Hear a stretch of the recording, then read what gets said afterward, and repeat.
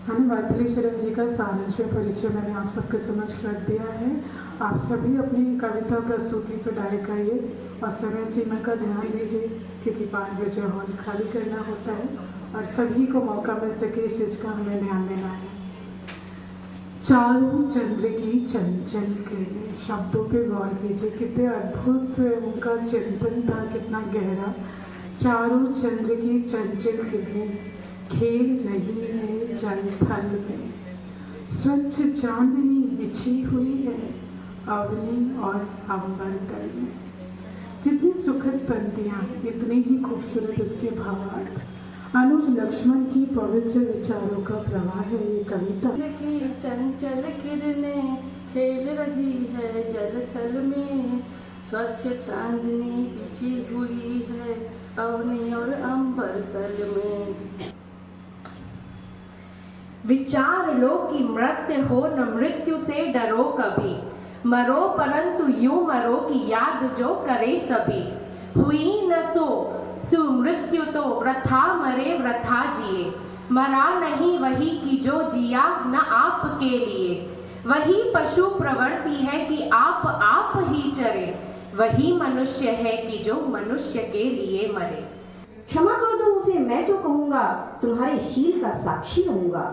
दिखाओ बंधु क्रम विक्रम नया तुम, यहाँ देकर वहाँ पाओ दया तुम। अगर तुम दूसरों के ऊपर दया दिखाओगे तो तुमको भी दया कहीं न कहीं किसी न किसी रास्ते से अवश्य मिलेगी। धन्यवाद। नर हो न निराश करो मन को, पथ आप प्रशस्त करो अपना। अखिलेश्वर है अवलंबन को, नर हो न निराश करो मन को। जब प्राप्त तुम्हें सब तत्व यहाँ, फिर जा सकता वह सत्व कहाँ। तुम स्वतत्व सुधा रस पान करो, उठ के अमृत विधान करो। दो रूप रहो भव कानन को, नर हो न निराश करो मन को। कल्पना कीजिए जिस सदन में बाबू पुरुषोत्तम दास टंडन राजर्षि हो, जहाँ राष्ट्र कवि की उपमा से सम्मानित मैथिली शरण जी गुप्त हो, जहाँ मौलाना आजाद और कविवर रामधारी सिंह दिनकर बहस में भाग लेते हो। मैथिली शरण जी के प्रति अपने दुलार का जिक्र करते हुए रामधारी सिंह दिनकर एक रोचक प्रसंग का उल्लेख करते हैं। दिनकर जी सम्मान करने के लिए सखी वे मुझसे कहकर जाते, कृपया शांति बनाए रखें। सखी वे मुझसे कहकर जाते। कविता में गुप्त जी ने एक बार फिर से नारी जीवन के प्रति अपनी उदार व करुण दृष्टि का परिचय दिया है। यशोधरा के माध्यम से प्रकारांतर से कवि ने बताया है कि पुरुषों का गृह त्यागी होकर सन्यासी हो जाना महिलाओं की कंपेयर में बहुत आसान होता है, बहुत सरल होता है। यहाँ यशोधरा दुखी मन से अपनी सहेली से अपनी वेदना प्रकट करते हुए कहती हैं कि उसके पति सिद्धि प्राप्त करने गए हैं। ये बहुत ही गौरव की बात है,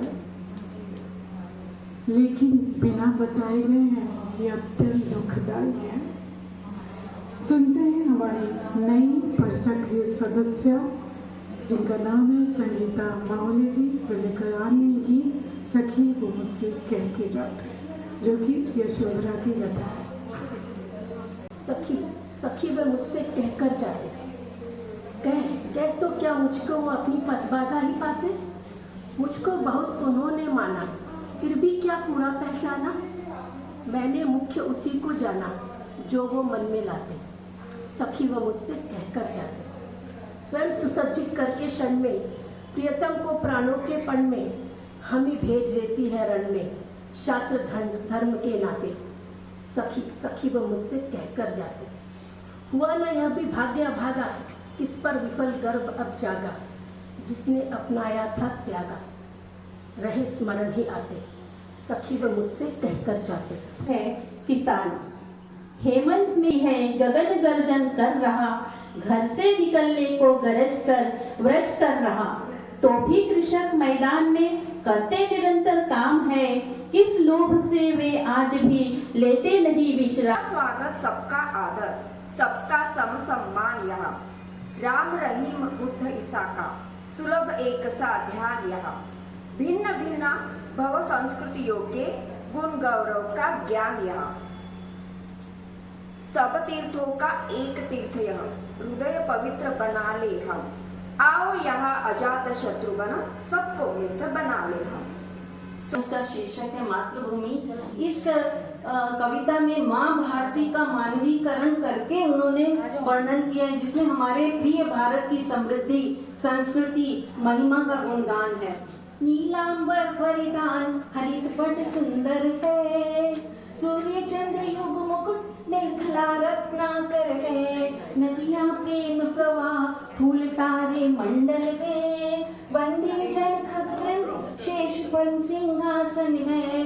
तप्त हृदय को सरस स्नेह से, तप्त हृदय को सरस स्नेह से, जो सहला दे मित्र वही है। रूखे मन को सराबोर कर, रूखे मन को सराबोर कर, जो नहला दे मित्र वही है। काव्य है जो 12 सर्गों में लिखा गया है। आपको फुर्सत मिले जरूर पढ़िएगा साकिब। आरंभिक सर्गों में प्रभु श्री राम को वनवास का आदेश, अयोध्या वासियों का करुण रुदन और वन गमन की झांकियां। अंत के सर्गों में लक्ष्मण प्रिया व राजवधु उर्मिला के वियोग का वर्णन किया है। साकेत मुख्यतः उर्मिला को केंद्र में रखकर ही लिखी गई है। महाकाव्य साकेत के बारे में सुनते हैं। हमारी उड़ान महिला चेतना मंच के आरंभिक दिनों की संयोजिका और जिन्होंने उड़ान नाम जो हमारे मंच का है उनके द्वारा ये चयनित किया गया है, वह हमारे विदर्भ साहित्य सम्मेलन की वरिष्ठ सक्रिय सदस्य हैं, बहुगुणी हैं, विनम्र हैं और उनकी विनम्रता ही है जो यहाँ की संयोजिका थी और फिर भी सदस्य बनकर वो सक्रियता के साथ आती हैं और अपनी प्रस्तुति देती हैं। बहुत विनम्रता पूर्वक आदरणीय माया शर्मा जी को मंच पर निमंत्रित करती हूँ उनकी प्रस्तुति के लिए।